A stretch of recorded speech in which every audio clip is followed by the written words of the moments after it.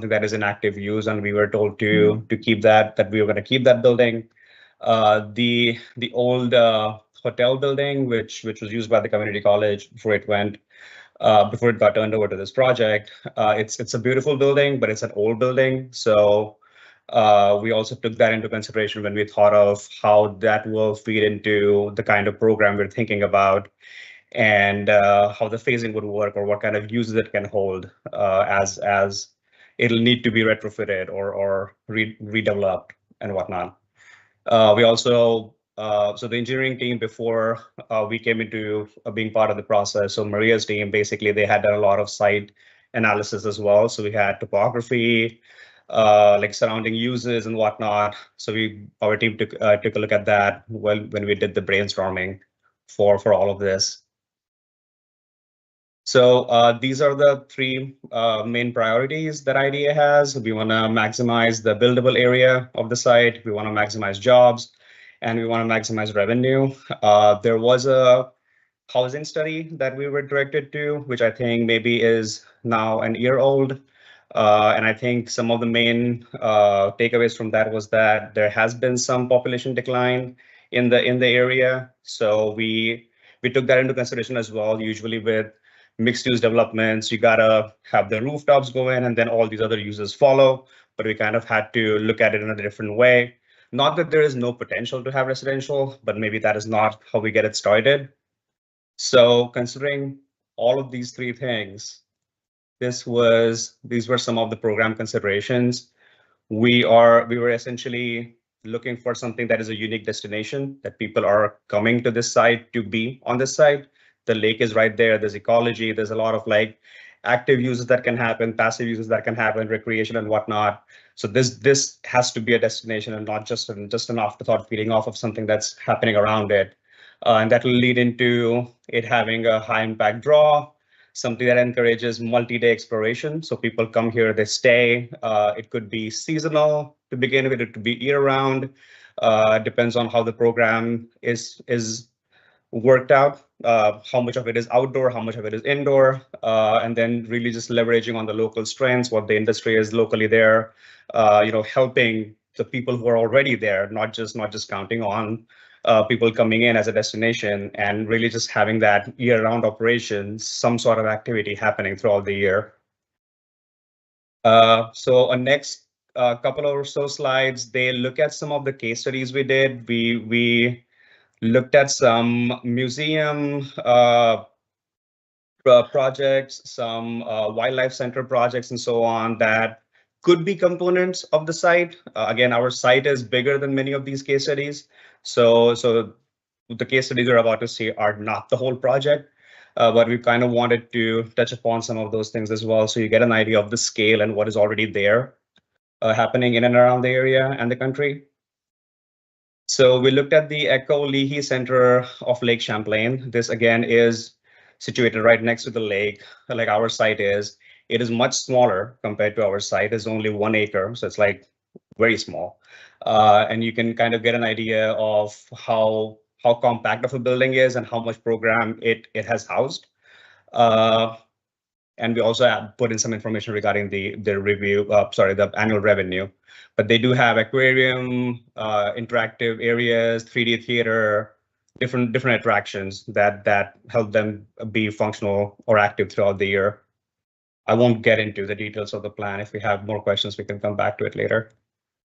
The second one we looked at was the Strong National Museum of Play. This is an urban museum. It's right in the middle of everything. It is, I believe, in a cultural district, so there are other museums around the area. So a lot of the visitorship it gets kind of feeds off of the whole feel of the area, which should work in our site because again, our site is bigger. So we have all these components feeding into having people come in, spending more time, having something to do throughout their day. Again, this is bigger than the first example, and they have been doing great with their revenue. But again, this is centrally located. That might be one of the main reasons too. And again, some of the program elements are highlighted here. Right. The third one we looked at is the Wild Center in Tupper Lake. This is comparable in the sense where the property size is comparable to our property. The actual buildable area is small, and that's mainly because since it's a wild center, they have a lot of interaction with the existing woods and whatnot. So there's a lot of like outdoor design and innovation done, where you can see the picture down here, where there's a lot of interaction that kids have and families have. And again, this kind of feeds off the same ecology that our area also has with the different activities it does. And this was the last one we looked at. It is much smaller, but we looked at this mainly because we wanted this kind of use and in our site as well. Being close to the lake, there's not a lot of light pollution happening in the area, so it's suitable for a use like this where you need clear skies and all the lights pointing away from it, basically. Size-wise, again, it's much smaller, but we looked at it for the program aspect of it. All right, and with that, I'm gonna hand it over to Rebecca. We're gonna go through the concepts one by one, but just keep in mind the case studies and the site analysis and the context of everything. So go ahead. So diving into the concepts, the first one is the Lake Champlain Adventure and Discovery Campus. It envisions kind of a world-class and also a year-round destination that blends adventure, education, and also is culturally immersive and rooted in kind of a natural and historical legacy for Lake Champlain. The idea behind this is that it's a campus model where there are a bunch of different programs kind of co-located that anchor this longer term visit and connection to the area, and where you can experience other areas of the Plattsburgh area as well. The first being the Champlain Discovery Center. It's an indoor kind of tech-forward museum that brings forward the lake's ecology as well as the history. It's got kind of virtual reality exhibits, interactive workshops, and the idea behind this is that it's both a hub for school visits as well as family visits, long-term family visits. Next slide. So the next kind of component of the program is the Adirondack Adventure Park. It's, again, both indoor and outdoor, and has amenities like zip lines and obstacle courses, as well as virtual kayaking. We also envision this to be, seasonal, so that you can use it in the winter as well for snowshoe trails and winter survival workshops. Next slide. The next component is the Cultural and Culinary Plaza, and it brings together kind of local food, craft, beverages, and other kinds of arts to be kind of a social entertainment hub for the area. We could host seasonal events, live music, and other kind of community and cultural events here. Next slide. And then the Eco Lodging and Retreat Center provides lodging options like glamping pods, cabins, and as well as a boutique hotel, so that you've got kind of your options of various accommodations to support maybe somewhere in the range of 2 to 4 night stays, and then to be able to support small conferences in the area as well. We've also identified this festival village that can host the large scale seasonal events like carnivals and festivals and whatnot. All right, so then I'll walk through some kind of different components of the site. So the site plan has a kind of a seamless connection from walkable paths to view sheds of the lake, as well as an integrated network internally and good connections to the external. All right, next. You can kind of click through these. So, of course, the railroad connection and the trail. And then we've got our diagram of those different program components that I had mentioned. Next. the views from not only connecting into the site, but then off the site toward the lake. We want to take advantage of that great kind of proximity and the elevation that you've got there of the lakes, as well as you'll see in all of the different concepts that access to the lake is really valuable. And so we've identified various ways that you could connect there. The active recreational rentals being that component in this one.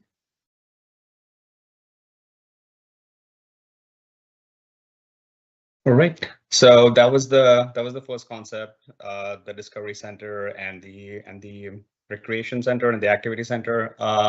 For the second concept, we added a manufacturing and research component to it to kind of have that revenue building components also helping with the recreation and the destination based components.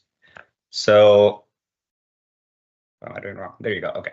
So Champlain Nexus is a dynamic hub. It's going to focus on research, recreation, and innovation. So it's a lot of, like I said, building up on the first concept, but adding these extra components to it. On the manufacturing side, some of the preliminary research we did, we feel like a light industrial kind of manufacturing would be something that will work in the area. Again, it will need to be more environmental tech equipment, sustainable materials, kind of building off of the ecology in the region, because that is the kind of people that'll wanna drive and come there and use it as a destination. Obviously, food and beverage processing is something that can work too. The idea with manufacturing and research is they sort of feed off of each other, and then they also help whatever the recreational and the active or passive uses are. So it kind of becomes a self-sustaining in some way as it develops completely. If you look at advanced manufacturing, that we identified it will be a standalone situation. It will require a lot of upfront investment, obviously, to have that kind of processing undergoing, and in that case, partnerships will come in play with the universities and whatnot. Same goes with research. If it's integrated, environmental science, ecological studies, those will be some of the areas that can work, having co-working labs and whatnot. With standalone partnerships, it's the same thing. We'll need partnerships, and we'll need high dollars in the beginning to get it started. Having the airport nearby is great because you can have people come in, all the experts, and using the space, and even staying there. So that those components of having some sort of lodging and whatnot will also feed off of each other.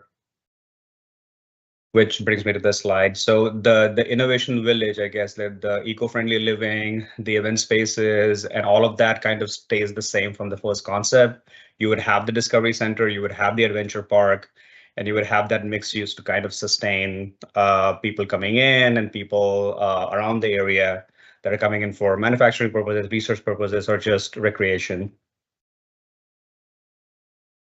And follows the same logic with some bubble diagrams on the plan. So we have like a proposed road network, same idea where you have access to all of the different sections, access to the beach, kind of building off of the existing system. With this research and manufacturing, we have the bubble over on this side, mainly because there is an existing advanced manufacturing building there. So it would basically use that as its footing to expand. It also goes into this parcel close to the beach because if it's ecological research, you would want to have access to water and whatnot. So we figured that it could overflow on the other side. The Discovery Center is on the southern side over here, which again, the existing building could be used as one of the components. The recreation or adventure park will be the bulk of it, mainly because of it's a high acre use. And the innovation village kind of sits between the two and kind of also connecting the adventure park. So the idea is to have that experience of staying in a place that promotes eco-friendly living, also lets you see the manufacturing and the research. So kind of that feel will flow throughout the space is the idea, and that feeds into like having eco-retreat living on the northern end with the mixed use component usually succeeding around the streets. So that's where we have it.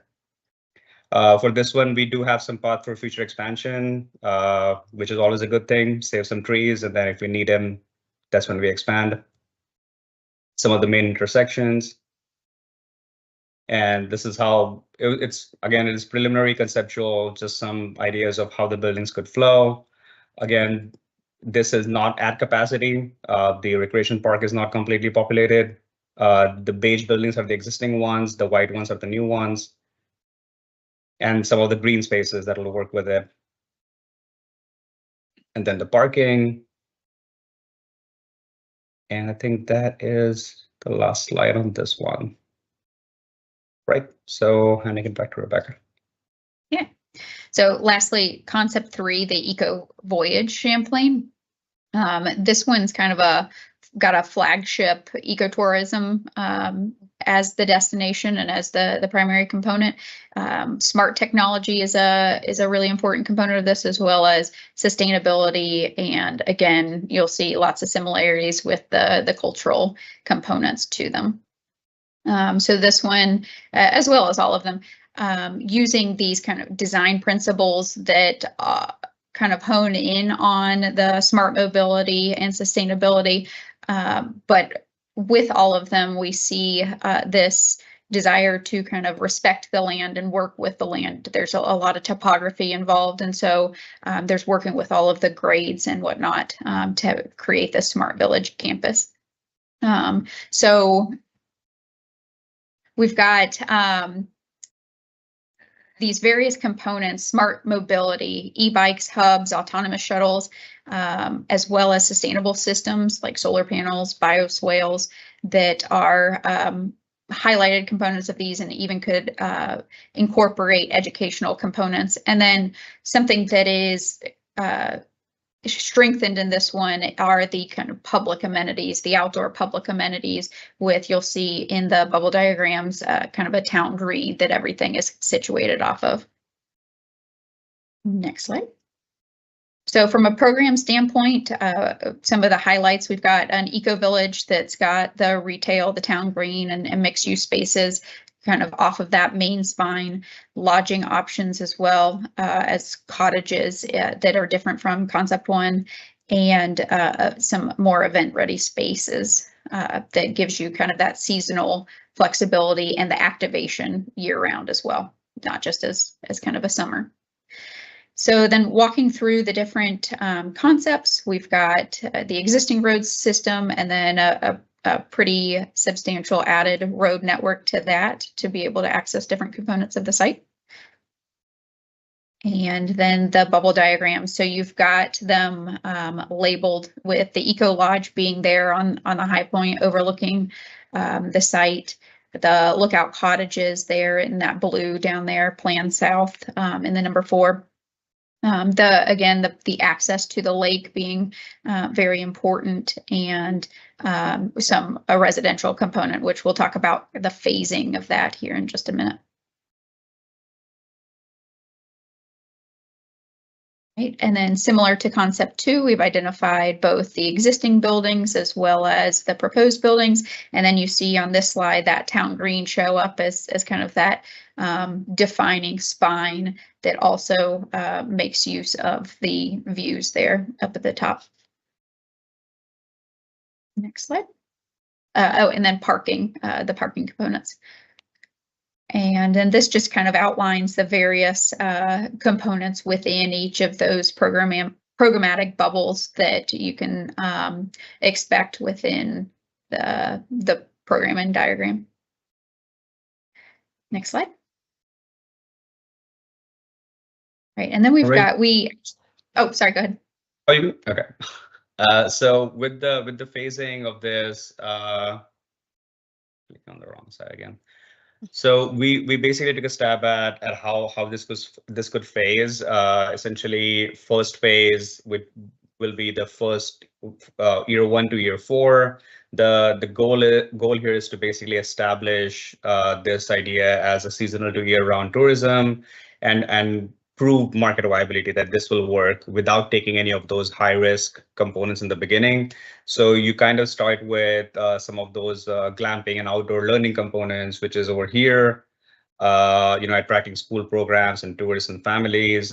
You have some of the mixed use outlet retail go in. I think this rectangle over here kind of works as a good site by itself too, to have some of that synergy going because it's along the main road. So that will be something that could go in as in the first phase.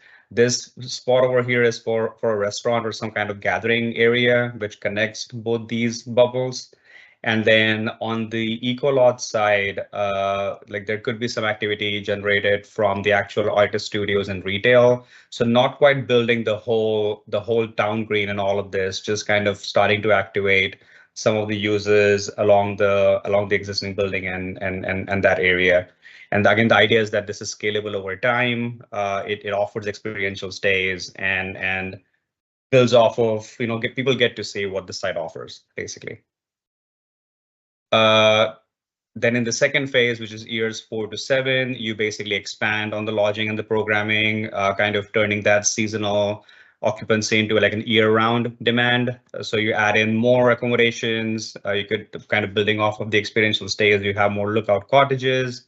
And this is where near the end of the second phase, we start sort of partially activating some of the town green, beginning with event programming, small scale commercial uses, amphitheaters, pavilions, etc. Which this idea also has, like Rebecca was saying, an additional layer of having like a app that helps you navigate through the whole experience, or adding smart tech and just immersive wayfinding. So it adds to the experience and not just the physical components of the site. And this is second phase, years 2 to 4. Sorry, 4 to 7. And then third phase, years 7 to 10, that's when we look for a major anchor to support the year-round tourism, because the market, like whatever partial use we have, it has sustained over so many years. So we know that there is market, and that's when we get something comparable to Great Wolf Lodge or resorts would have indoor and outdoor components. So again, going back to it being active throughout the year. So getting some of that activity happening in the main central area of the site, and then building out the Eco Village core, which will feed off of all the activities that are already there and the new attraction coming in. So building more of the mixed use aspects of it. And then the last phase, years 10 and 12 and so on, we kind of like look into adding some housing, some live work experience, housing for people who are working there too, like workforce housing and so on. Again, for the town green part, this will be selective housing. It will have to look deeper into what kind of units and what kind of housing could go in there. This is where the multifamily housing component will come in, and then you would have the access to the lake and so on. So it kind of builds all together. And I think that is the full build out. We have some images to kind of give an idea of what we're thinking theme wise or fields wise, the kind of activities we'd be having. It's more on the resort and lodging side. Trails like parking under the tree, so you save some trees, you keep it as natural as you can. Right, so these are, to recap all of it, these are the 3 concepts that we have developed: the Lake Champlain Adventure and Discovery Campus, the Champlain Nexus, and the EcoAI Champlain. We went into phasing with the third concept based on the directions we got from the IDA. And I think going back to what I said in the beginning, a lot of the components are common in all the 3 concepts, but there are also some standout components. If we like a certain component in concept 1, but the concept itself is something we don't want to go with, those components could be added to the third concept or the second concept and so on. So there is still that wiggle room since it's so high level. And I think this is the last slide. So as far as next steps go, we want to get your feedback. We want to see if there needs to be another concept happening or we need to combine everything. So kind of reaching the end of the feasibility report. And then that report essentially will be a tool to get funding resources and so on, trying to get some of that implementation planning and phasing in place. And that was everything. Thank you very much, Chairman, if I may interject. So for everyone's purposes, as you're probably aware, the IDA commissioned this study in partnership with the county. This is the property of the county. So ultimately it is up to the county to decide what they want to do with it. The IDA felt it was our responsibility. We had enough capital to be able to invest in a study like this because we understand that this is going to take a lot of work to develop this site and provide the necessary tax incentives that would be required to build something of these natures. I had said as the economic development director of the county at the last economic development meeting that I believe this is going to be a marathon and not a sprint, and that good things take time to invest in. And it's always been the county's position that whatever this property is that would be in the best interest of the taxpayers and generate tax revenue. So that is the ultimate goal that we're looking to see. And they're going to want to take your feedback. This is the reason we hired this firm, is because it wasn't, here's your study, best of luck. This firm is going to continue to work with us to find private public partnerships to try and get these potential concepts off the ground. And like they said, this is not the last step. This is only the first, because they want to take your feedback. Obviously, this is some very big picture type of thinking, and what the county may want to do with it may not be what they're presenting. So, we want to make sure we get everybody's feedback and continue to work along the path of getting this whole site developed properly. So with that said, Chairman, do we want to open up for a few questions? Okay. Open up for a few questions, comments for CPL or the IDA. Boy, my press is quiet today. Michael? Yeah. Michael, would you, if you're going to speak, can you come up here towards the microphone? Thank you. The owl right here. Good afternoon. For some of you that may not know me, I'm Michael Cash from the Plattsburgh Town Supervisor. And this beautiful space falls within our municipal boundaries and certainly respect that it's county property. I actually want to start with a thank you. I think, the town of Plattsburgh really follows a model of study, plan, implement. And this is what we're going through right now. There's a lot of great things in here that I personally am very pleased to see. The top being it remaining in public trust, that this property can remain within the ability for residents of Clinton County to come to the property. We're actually standing in the space of a former summer White House for 5 US presidents. So that means a lot, right? So I also want to thank Molly for her leadership in shepherding this project. This is a once in a generational opportunity. The reason that I wanted to come forward and say that is the town of Plattsburgh wants to continue to partner with our colleagues at Clinton County and the other economic developers in this region, because we recognize some of the challenges that this property faces though as well. Being on the bluff, there's a lot of rock infrastructure, for example. So we just want to be in partnership, but we want to thank our community for leaning in with heart and mind as we approach the next phase of this, and I look forward to it. So thank you, Molly, and thank you, the IDA.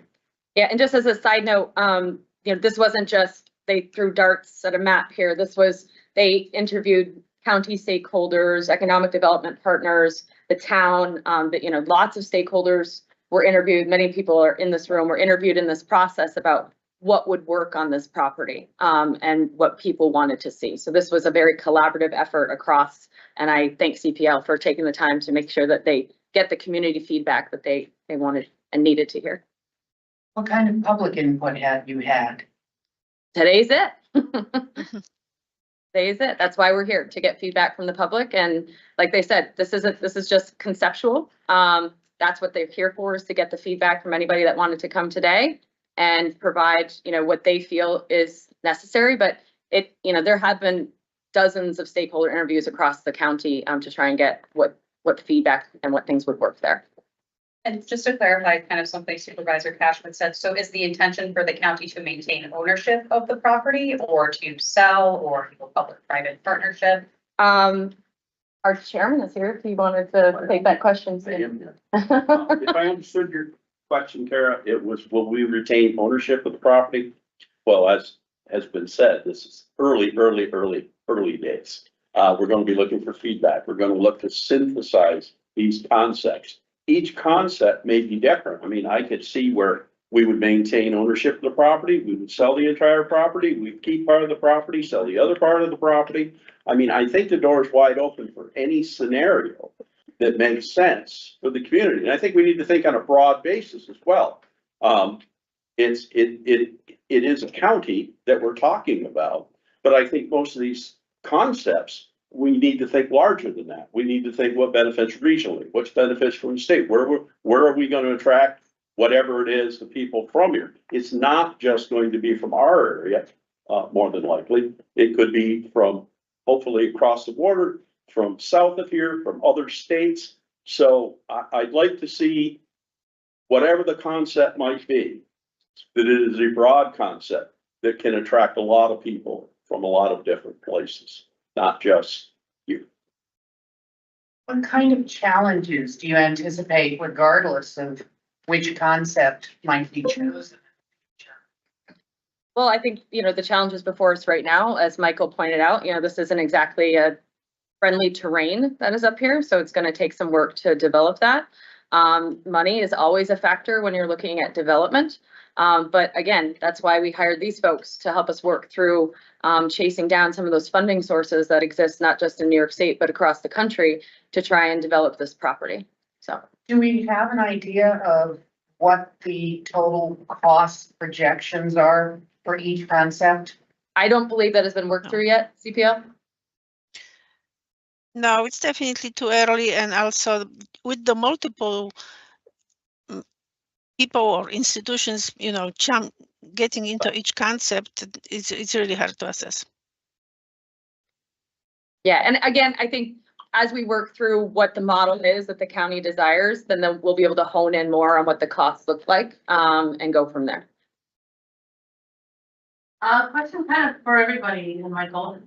What is the infrastructure reach here? Is this town sewer water? Does it have natural gas? Is there an existing set of?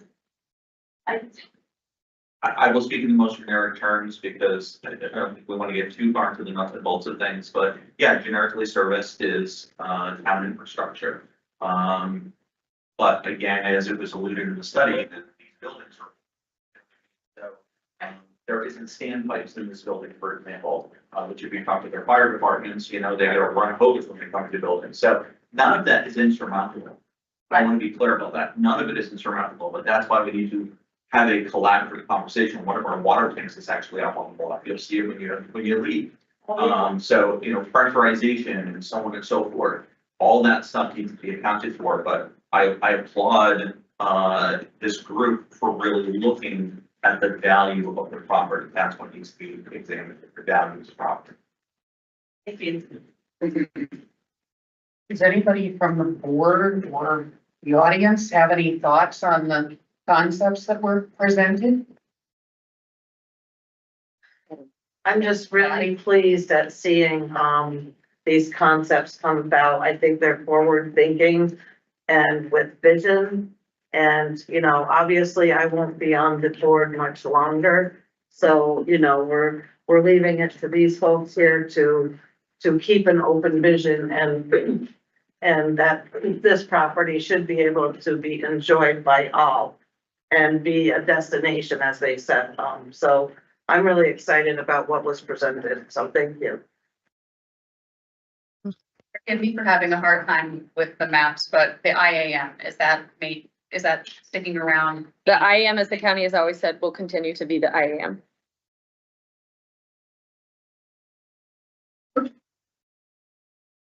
Other questions, feedback?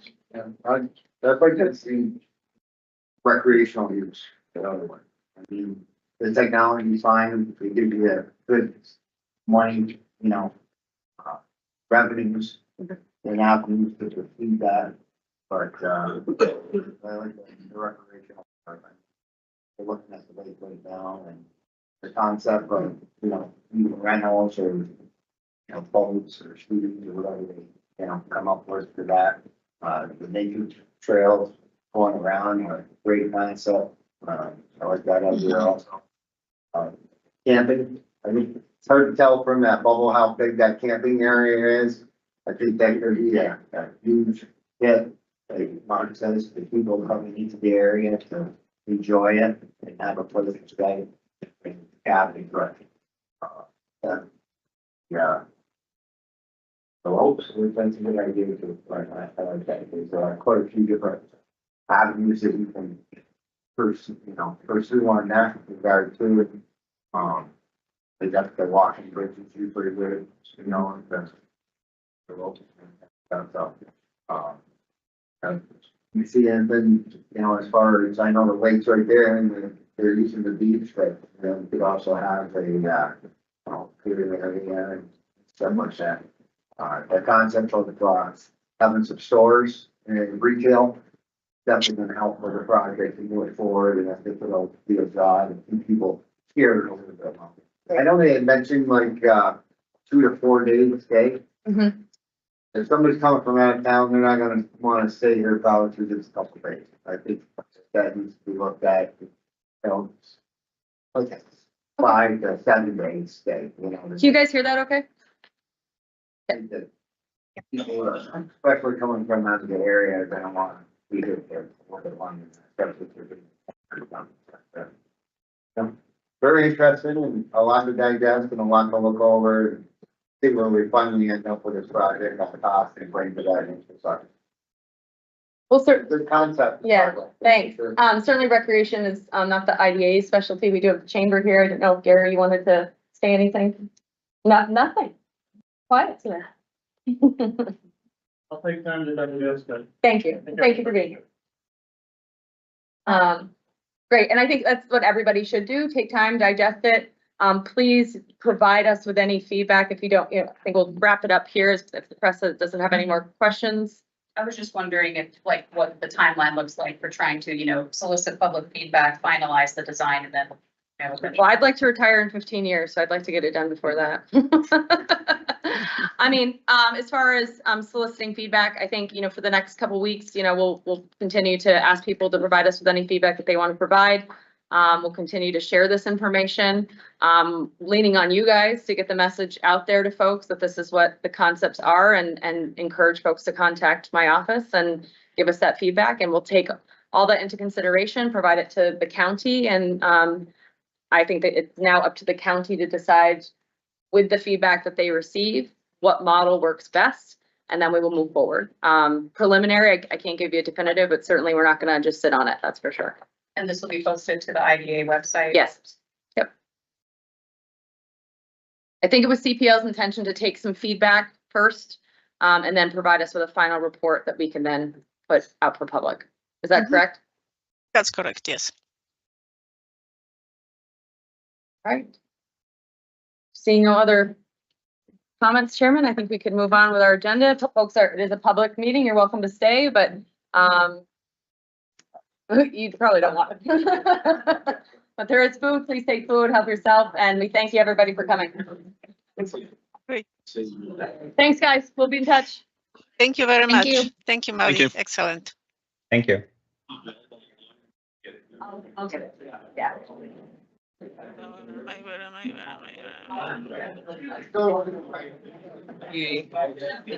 Images. I'll get you some. Yep. Appreciate it. Okay, fine. Thanks, guys. Chairman, All right.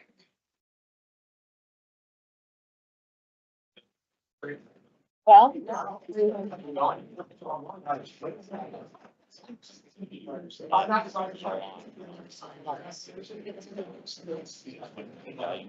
No.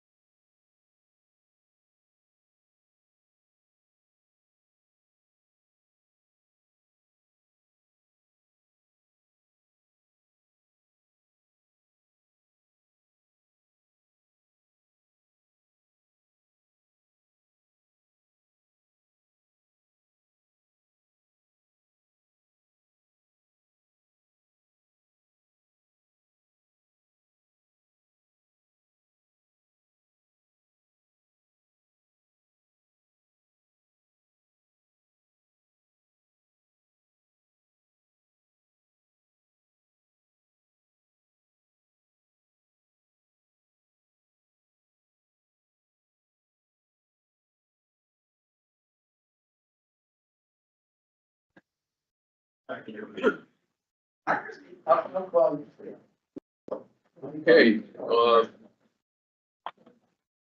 thank you very much, Molly. I think it had good reception. I think so.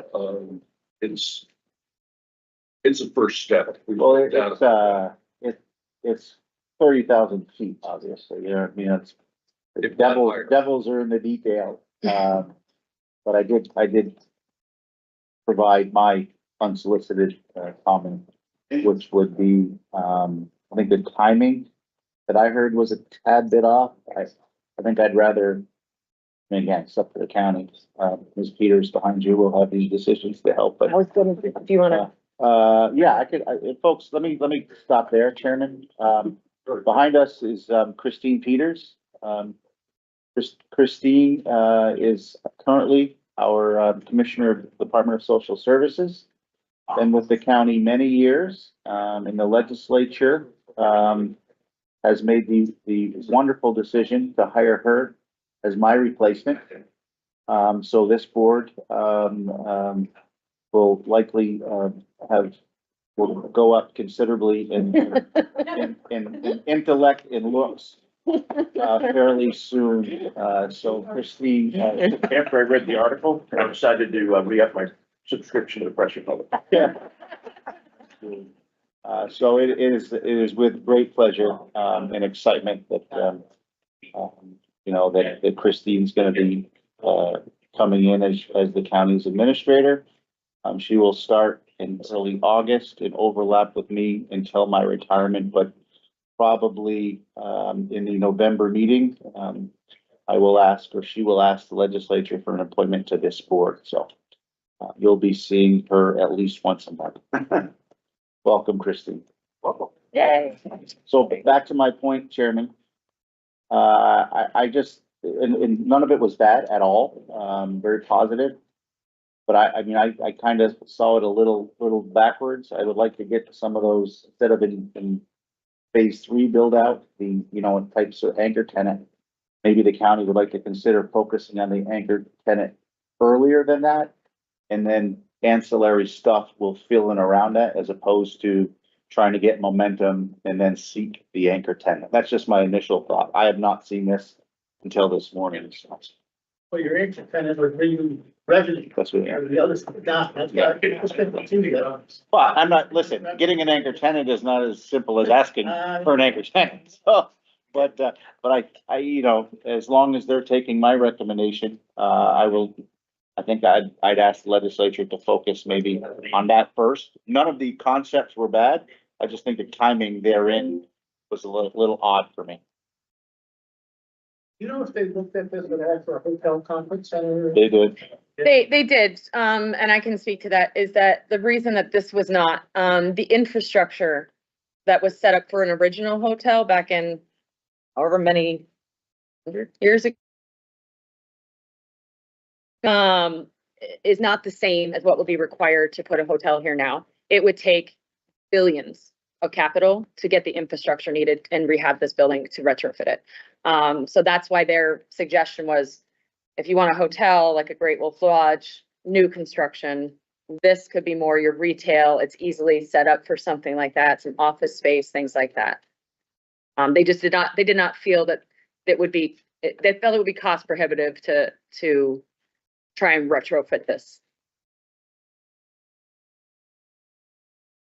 Okay. Any other comments from the board? Okay. That was well done. Thank you. They've been a long time coming. I just think Three concepts, you'll be grabbing from this one. Yep, exactly. This one. I like them. I also had a note. I'm fine. Yeah, personally, I like a mix of them. Right. I mean, There are things I like have from that each one. starting point. Yeah, exactly. Great starting point. Yep. Well, I think that's why they built it that. Exactly. Correct. To eventually combine the whole thing. Yeah. And they will come up with one concept, and that is what we will build off of to pursue. I've just been told that Arrow Bank is gonna finance it. I don't. 100%. That's still Did he 100%. whisper that in your? So that's exciting. 100% finance. That could be a lot better. Yeah, 100%. Yeah. And a handshake. You know, I'd like to see, I don't know about you, Chris, but I'd like to see some bond financing. Anyway, thank you. So, all right, so Chairman, we can move on with our Okay, agenda. guess I'll ask for any other public comments. If not, treasury report, Keith. Yes, thank you. The CCIDA balance sheet at the end of May 25 is $99,880, 51 cents in checking, $1,907,831 in the sweep account. The income statement, we received $272,556.46 as a DOT grant for South Junction Enterprise Project. That amount was immediately paid out to South Junction. The income statement shows that the invoice is paid in May. Clinton County Treasurer for admin fee, $13,000. Great deal. Great deal. Yeah, it's too much. It's run out of opportunities to say that. I know. CPL Architect feasibility study, $22,401. MRB Group, $2,601. Credit card payment for meeting expenses and the meta ad, $729.27. Corel tax for April and May fees, $400. Martindale Kaiser 2024 audit fees, $7,700. Bank charge or sweep fee of $10. The total expenses, $26,841.27.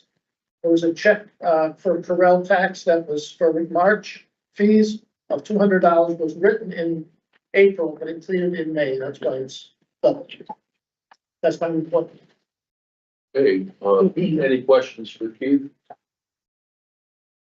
I'll make a motion to jump to you. Got a motion, a second. Dave, any discussion? All those in favor say aye. Aye. Opposed, motion carries. Molly, any old business? No old business to approve, sir? Hey, new business. Valcourt, Altona, Newco. So we had the public hearing. We have to do the, we have two action items on Altona. We have to do the accept the public hearing minutes, which was held. There was a bit of feedback received at Altona. All was good and positive. And just so that this board is aware, the discussion was had about host community agreements not being negotiated prior to entering into a pilot agreement, and the town was okay with that. So, that being said, Chairman, we do have Eric Will here today. I don't know if anybody has any questions for Eric, but he certainly wanted to be here given the nature of the benefits that we are providing. Eric's one of the few guys who answers the questions correctly. Hey, compliment. Kind of a Mr. kind of a Question. backhanded. Yeah, very good. Any questions? I just wanted to point out one thing, Mr. Chair. So you'll notice that we don't have seeker resolutions for these three projects before you today. This project, because it's more than, you could know more about this than I do, Mark, but because these projects are over 25 megawatts, the project applicant is required to file an application with the Public Service Commission. And under the Public Service Commission, the seeker process is kind of subsumed into that. So the IDA doesn't need to make a separate review with respect to seeker, just an approved resolution for these three. Sorry, I do have to have a clarification too. So in your packets, you have two cost benefit analysis for each project. One was based on a 15-year, one was based on a 20-year. When I initially received the application, I think it was my miscommunication. I didn't know that they were looking for a 20-year pilot. Our UTEP now says 15 or up, basically. So we're not deviating by giving a 20.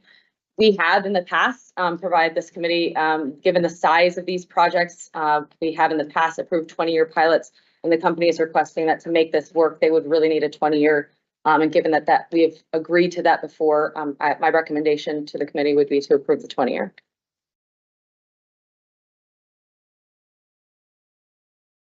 Any other questions, comments? If not, then Chairman, we can move into voting on the public hearing resolution. Okay, may I get a motion to approve or accept the public hearing minutes? So moved. Mike? Mark? Any discussion? All those in favor say aye. Aye. Opposed? Motion carries. Second part of that is approve a resolution authorizing execution of documents in connection with the leaseback transaction for a project for Valcor Eltoni Eco LLC. Resolution 06-25-01. Okay, get that motion. Dave, second by Alderman Keith. Any discussion? Not, vote. Fred Freehan, yes. Dave Hoover. Yes. Mike Zerlo. Yes. Mark Letta. Yes. Keith Defiant. Yes. John Van Natten. Yes. Joey Tremblay. Yes. Okay, moving on to Valcourt Clinton Newco. All information is the same, as what we just provided to you.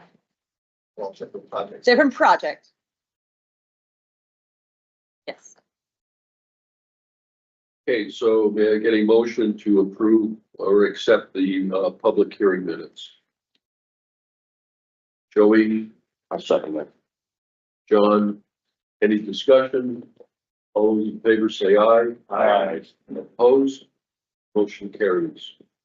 May I get a motion to approve resolution authorizing execution of documents in connection with the leaseback transaction for a project for Valcor Clinton Newco LLC. Resolution number 06-25-02. Joey? Yep. Dave, second. Any discussion? Chairman, I just had a quick question for the applicant. When do we anticipate close there?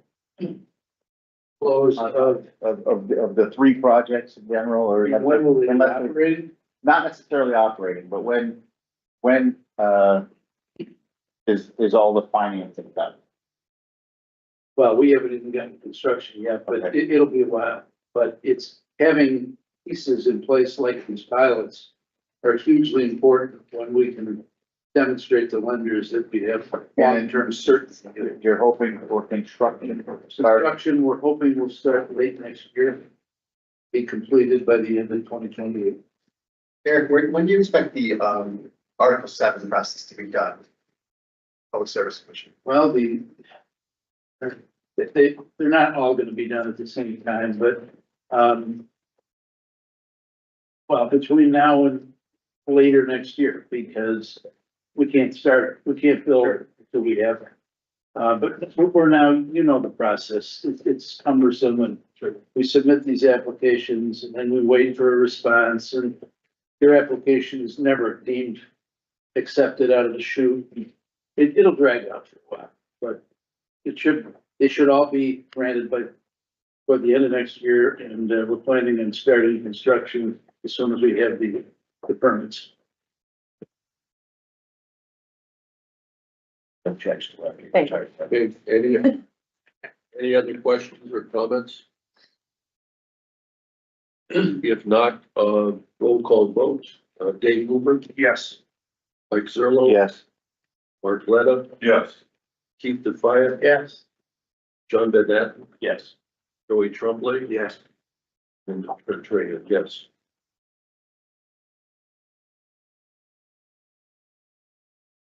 Hey, Valcor in, Ellenberg, Eco LLC. Again, Chairman, different location, project size slightly different, but all information is the same. May I get a motion to accept public hearing minutes, Mark, John, second, any discussion? All those in favor say aye. Aye. Opposed? Motion carried.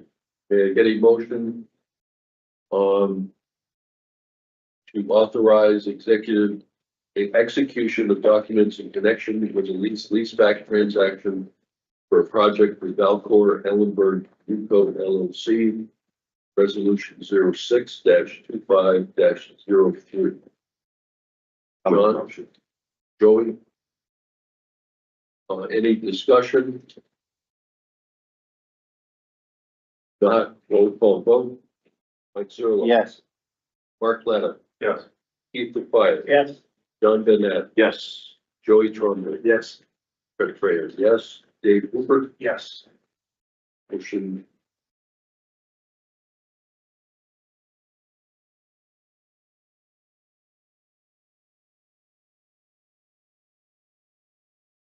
Okay,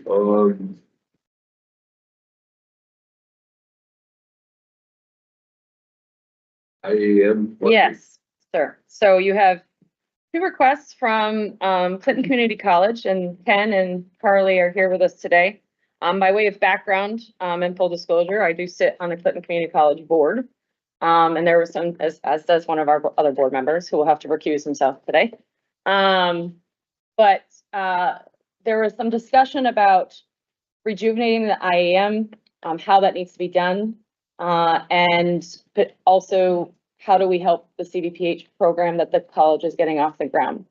And it occurred to me as I was listening to these discussions that, as we know, there's very little that we can do with our money, but one of them is workforce development. And it occurred to me that there's really no better workforce development initiatives than to get the IAM where it needs to be. And our largest employer, well, Schluter might have overtaken them now, but CDPH is one of our largest employers in Clinton County, and their workforce needs are great.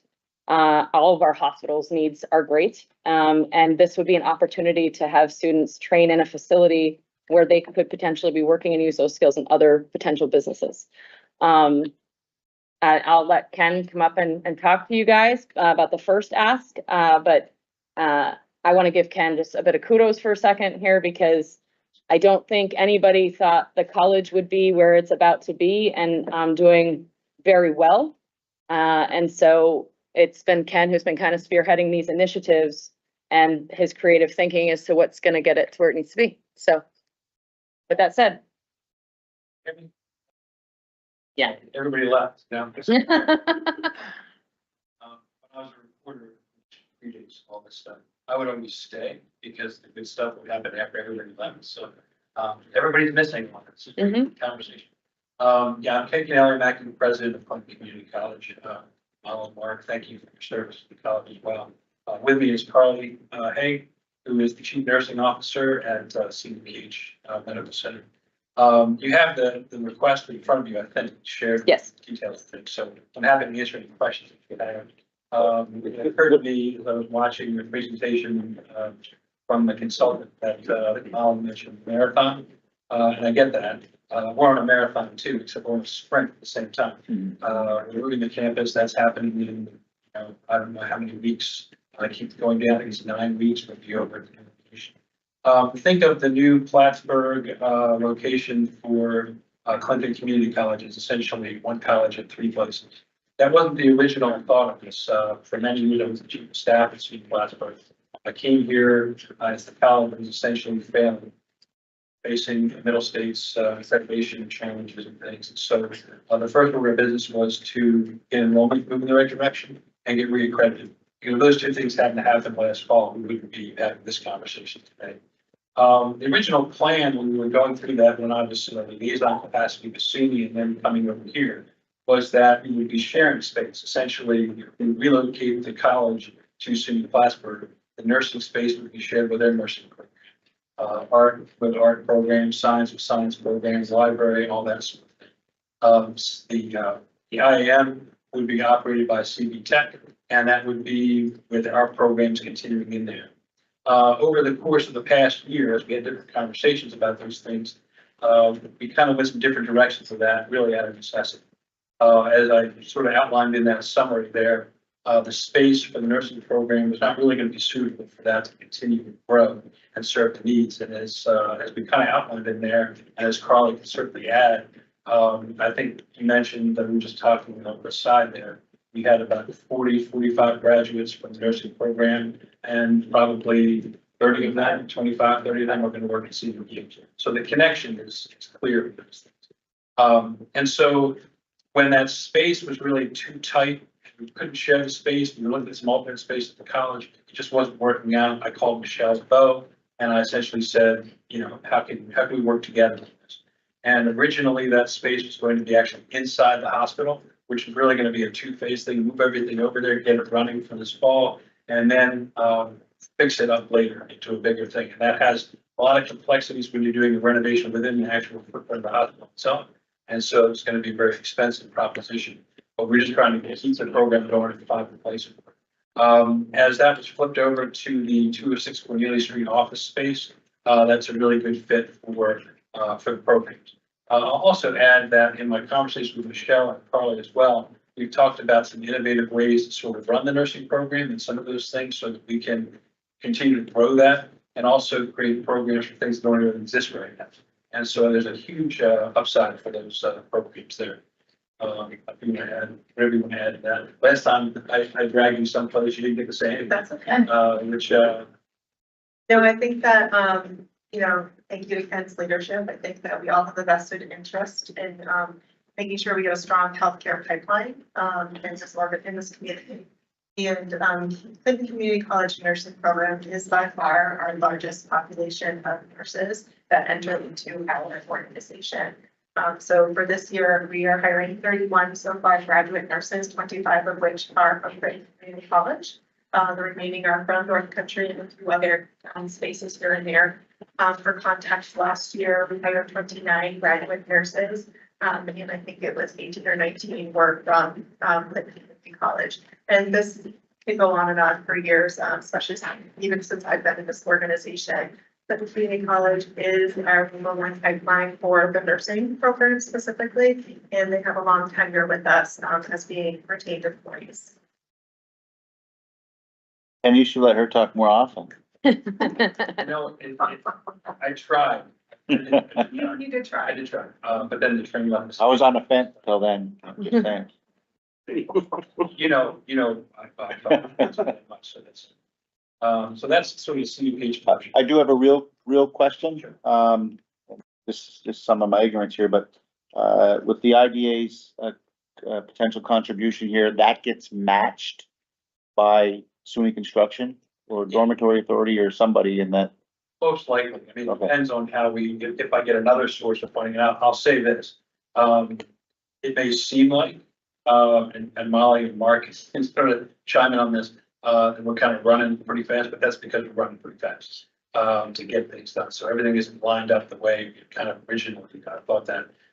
If some state funds come through, I won't need as much for a match. I could use that for other things. But it's probably likely to be used. So the question, if my math is correct, you're saying total project cost of $475 here? That's the renovation cost, correct?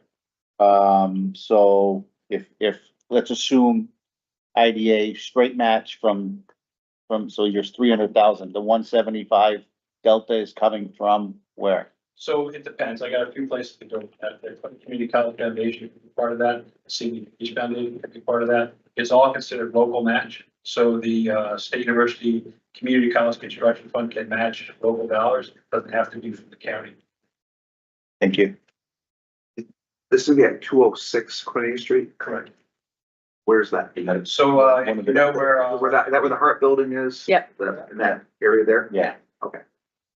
it's not actually within the hospital footprint. It's kind of adjacent to that, which helps with myriad things, to make it simple. Is this a loan or a grant? This would be a grant. We cannot loan our IDA money. Okay, but it would be a grant. Correct. Not even a grant. It's a gift. Okay. The lawyers are parsing words. Yeah, we're gifting, money, gifting. All right. Okay. We're not getting it back. Yeah, well, yeah. Well, we are getting it back. We're getting it back in human capital. Yes, Yeah, correct. Absolutely. I mean, I can't say enough. I mean, I'll tell you this, and this is the reality. When I mentioned, when I came over here, that was the plan, to share all those kind of things. What I've come to understand in the past year leading this sort of enterprise, is that if that had been where we are right now, if I was literally sharing the space in Hawkins for nursing, and I was teaching 7 classes out of the IM, this college closes because it wouldn't make it. All the growth in money that comes to this institution is in workforce development, healthcare stuff. Community colleges in New York are funded not like four-year campuses. We haven't gotten any more money from the state of New York in at least 10 years. And so it's very reliant on the county, which Mike very much knows. And so even the money we've gotten the past 2 years in the straight up allocation has been tied to workforce. That's where the money is, that's where the attention is. For us to survive in the future, the four programs that we offer, what's going to be the former Red K, George Moore building over there, and sort of the roots of what a community college does, that needs to continue. But that's not a huge recipe for growth long term, particularly if I got flat state contribution, flat county contribution, and I have to rely on increased enrollment plus tuition increases. If that's it, if I don't have alternative revenues, I don't have grants, or other things we can do to grow things, then it's not a real winning proposition. So the use of that IM in the future, as we grow that and develop that, you have the potential for repeat customers, whether it's business partnerships or others that are utilizing that, creating revenue for the college. That's the way it makes it in the future. So that ties back to both those pieces, but I got to deviate in the IM. I think it's just something to add credit to the folks speaking up in front of us as they're going through the process. There is no road. I mean, and the leadership that was brought out and the ideas, it amazes me from 6, 8, 10 months of sitting on the board and now seeing it here. It's amazing how it's more, moved and got us into this position. So, I credit to that. I just keep solving the problems as we go. And I think the question is very good, Mike. It's just, I think we have to determine, what's the best avenue for the college and where can we go to get assistance if we can, and go from there. And the other thing I would just add is, I think, one of the things that we have to think about as a community college is that it's not enough to say we need a community college. If that's the end of the sort of value proposition, that's not good enough as an answer. We have to be the solution to problems in our community. We have to be the one that does things, and that's partnerships. And so we've opened up new conversations with CV Tech, for example, great conversations here just about pathways, nothing to do with IM, just about, getting from there to here, 1+1 agreements, ways we can do things. Some of these things exist now, it's just that people don't know about them. Other things are, can we do things on the back end to get certificate programs there so students can come right in to get an associate's program? Can we work with curriculum things so we don't have to sort of backload things, latest stuff? All these things are things to do more of. Keep growing them, because again, that's kind of that aspect of the future of this. I could just emphasize a point too. I mean, we can't underscore the importance of the partnership again with community college to be able to not only fuel our healthcare pipeline, healthcare economics and what they are right now. And we're significantly challenged. So not having a nursing pipeline would be detrimental. So there is synergies and not competition between the community college's nursing program and SUNY's 4-year. I mean, you'd hire everybody if you could. Okay. The SUNY 4-year program tends to attract a different nursing population, and they don't stay here. And very few of the 4-year program actually stay in our region. They have done work to expand that over the years, but they're typically dispersed throughout the state. I'm a SUNY graduate from SUNY Plattsburgh. I came back from here, but that was my choice, and I'm so glad that we did. The Clinton Community College nursing population tends to attract people who are local or rooted second careers that keep that pipeline rooted in the hospital. Yeah, there's one line somewhere, what I do up there, about where's it, 80 positions right now? Yeah, we have 78 positions. So 70 positions right now, open positions for RNs at the hospital, just one hospital and one role, and they're visiting nurses that you're paying, which is not cheap. At the height of COVID, we were about 230 nurses in travel. We are down to about 78 right now. So we've done a lot of work over the last years, but it's super important to have our community care by. So excuse me, is this a one-time ask, or do you project it going into the future? Now, it's one time because it's really capital for that. The hospital has been I can't say enough good things about Michelle, or Carly for that matter, but just in terms of those kind of things. So the actual costs for us to use that space are pretty much costs. So, we're calling it rent. I mean, originally, they don't want to charge us rent, which was great. But if I call it rent, I don't think SUNY's in the room, but, there's a match program they have for rental paid. And so be able to, all that stuff, whether it's the hard costs of janitorial, and things like that. And then they charge us rent for that, and we'll get reimbursed probably 40–50% of that. And so we're talking about, $40-some thousand a year after that. So.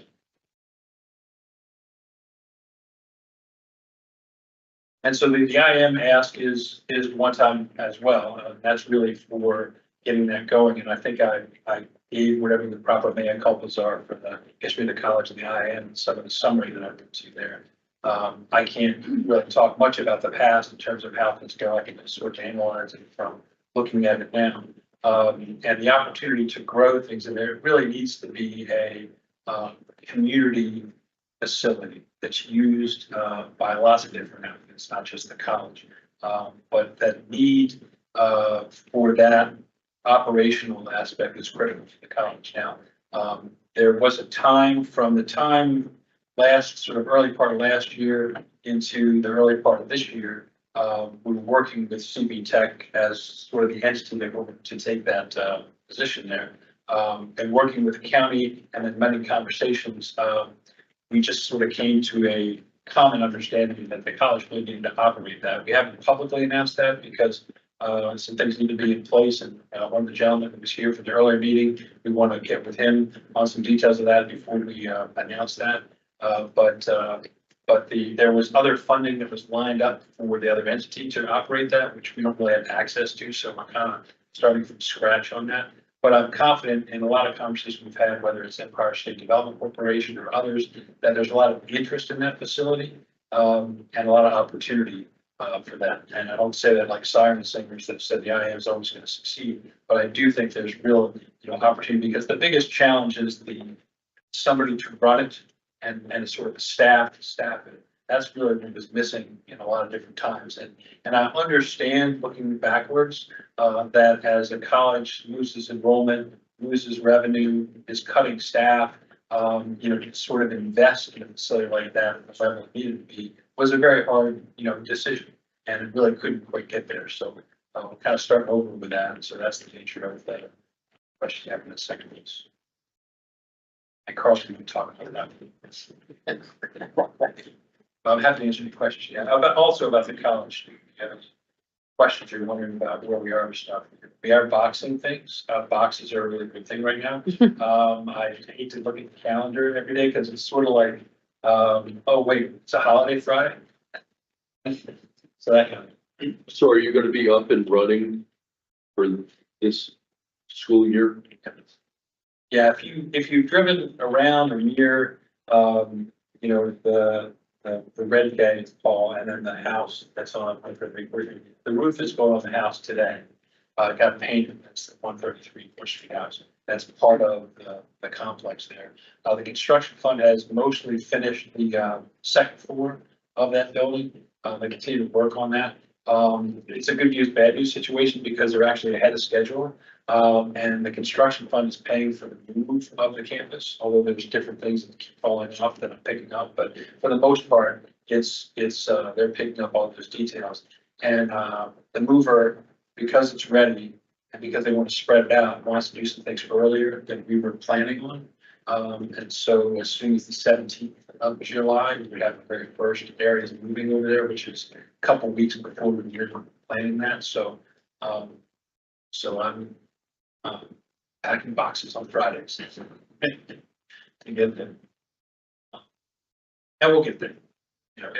It'll be a good thing. And I think long term, I won't say which community college, but I came back from the office the other day and I have a message that Leanne, my person there, had taken. And it was another community college president who was reaching out to me about what was involved in this, because they're looking at moving part of their campus to a 4-year SUNY campus. So we're the first one doing this. We're not going to be the last one. not by much, particularly when I go back to that, how community colleges are funded and keep working. So. It's more. Get some management fees. What's that? Get some management fees. Oh, for that? For help. Well, yeah. Every little bit helps. Yeah, that's, I hadn't thought about the job. That's something. I'm giving it out, sorry. No, I don't. Okay. Projecting into the future, do you see this expanding even bigger, or do you anticipate just staying this size? The IAM, is that what you're talking about? Nursing or IAM? Nursing. Well, so there's a couple things. Nursing has some limitations on how far you have clinical requirements and other things that Carla could detail more. But that's just that piece of it. What I do think there's a lot of opportunity is other kinds of healthcare professions and education. And I don't know if this is accurate, but I had a consult with respiratory therapy. Respiratory therapy, surgical technicians, all other vital members of the healthcare team. So there's different kind of pieces that some things don't exist now. I mean, in my conversation with Michelle, she said one of those things that I really find, attractive. That is something that lives long after you're gone. And she said something, Ken, there's going to be stuff going on here that's going to be happening long after both of us are gone. And that's the kind of thing that gets me excited, because it's like, okay, we're going to do something here that's going to matter ahead. And those things that haven't been invented yet, and the things that haven't been invented yet are also better. And so it's the dollars and cents matter. So more things I can do with a fixed cost of a space. I mean, that, the classrooms we're creating in there, and then all the labs that we're going to have in that space on Cornelia Street.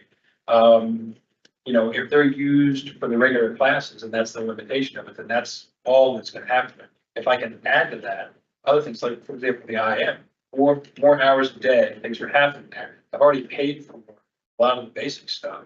I just need more bodies that are using for different things. And so we have some of these conversations about stuff, that are going on. There's really huge opportunity there. And you'll find no bigger champion than the folks that are there. Michelle has 2 degrees from Clinton Community College, not that she's just doing it because of that, but she's definitely invested in the place, and she understands, the thing, because when I first talked to her about this, I didn't recognize, I was just talking about it from the standpoint of, hospitals have more space than they used to for things. And I hope you have some space that I can use. But I think she was thinking about it from the standpoint of, if the college goes into a smaller space and it's not going to function, I'm going to lose more nurses, because I'm not going to have that pipeline that's coming to the hospital. And then it's going to go back the other direction. So we met sort of with a common need things, but I think the motivations were a little bit different because of the reality of the teachers and businesses. One question I get asked, and maybe somebody here's thinking it, is why is the hospital using that space for patient care area? And just some context is that it would cost an incredible amount of money to retrofit it to Article 28 to care for patients for New York State code. So that is the why. So it's essentially unused space right now. It was a previously vacated private provider office. So this is really a benefit for everybody.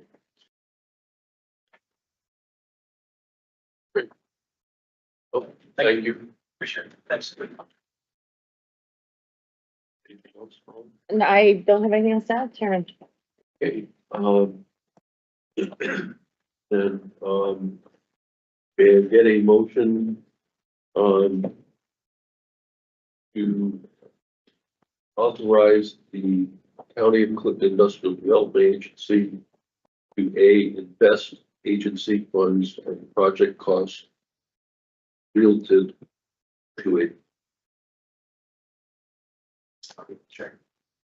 Yeah, I looked it up on the internet, and it said it's misspelled related.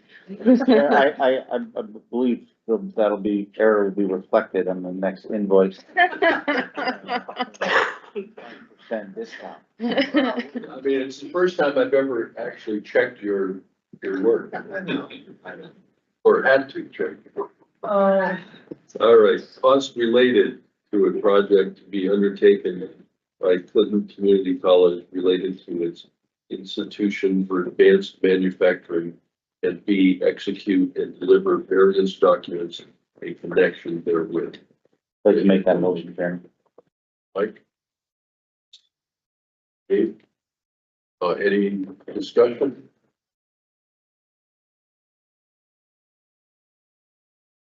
Roll call vote, Mark Letta.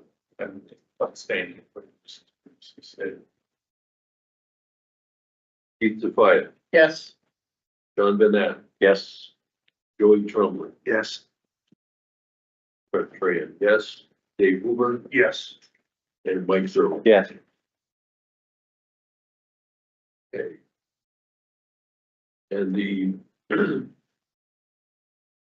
second, resolution is authorizing the County of Clinton Industrial Development Agency to invest agency funds on projects costs related to a project to be undertaken by Clinton Community College related to its nursing and emergency medical services, EMS programs, and B, execute including various documents in connection therewith.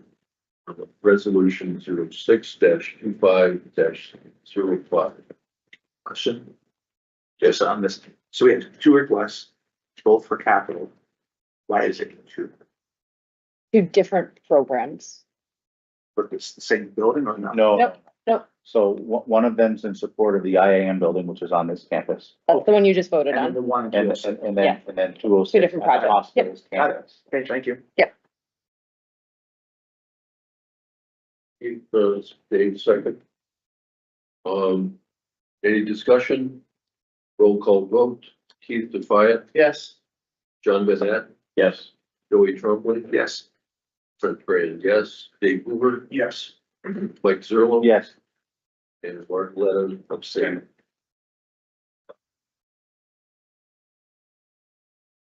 Okay, Fabulous.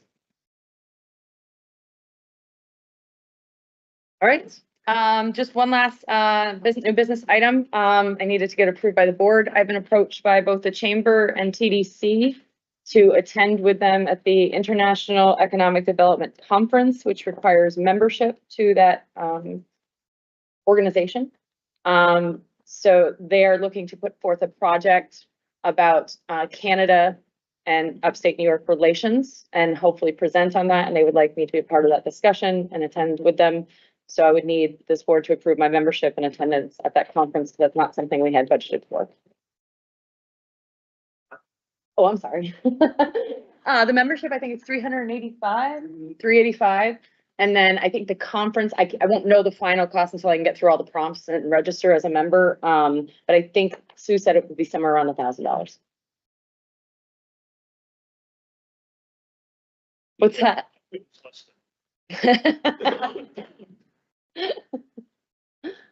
make that motion. After he gave me a hard time. Member Hoover, that was a funny comment.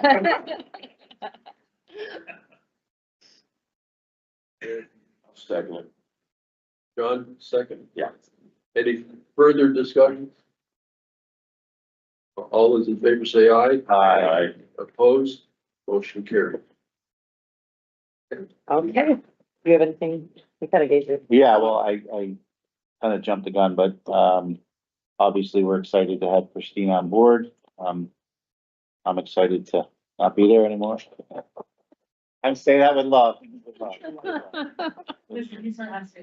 I ask her every day when she wanted it. But no, it's gonna be great. And this board, will be well served by Christine's board. Another lawyer, but what are you gonna do? Anything else about the county? No, Christine, begins her 2026 annual budget discussion on August 6th. So she is, baptism by fire. She is starting right at the beginning of the process, which I felt was important because the person living with those decisions should be making those decisions. So, but obviously I bring you folks up to speed every year on where we are and what we do. It's gonna be a little different. Obviously, we're still, next sales tax report is gonna be an important one. Because that is a reconciliation we should get a better understanding of how cross-border traffic is affecting us. And then there's other federal, items, that get pushed to the states, mostly in the social services arena, that could have a deleterious effect on county finances. So we're not in crisis mode, obviously, but we are anxiously monitoring things and how it will affect our 2026 spending plan. Thank you. Sure. Right, hit the road. Yes. I just wanted to say thank you. I mean, these agreements are enormously important to getting $1 billion worth of projects built here in Clinton County. And it's been a pleasure to deal with this group every step of the way. It's not like this everywhere, believe me. And I just want to thank you. It's been great.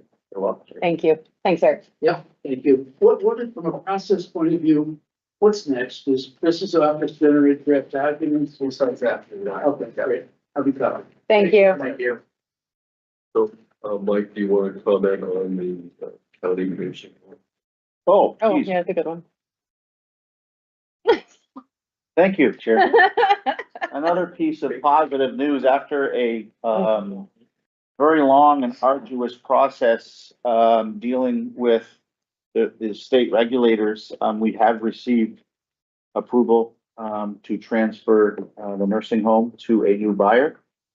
My council and I were down in New York City at the meeting at which that was finally blessed after 3 years of trying. So that is moving forward. We anticipate there's a couple of contingencies that have to be met by the buyer. But soon thereafter, we'll move to a 30 to 90 day close. Staff are obligated to be afforded, clinical staff are obligated to be afforded positions with the new owners. And then some will migrate to other county positions. And some stayed because of our state pay proposal to the very end to ensure that the facility was properly staffed. So a lot of moving pieces, but it is very, very good news. And I think it was far more difficult than we had anticipated, but we finally have hit the top of the mountain there. So thank you for reminding me of that. Positive news. Great. We're happy to know.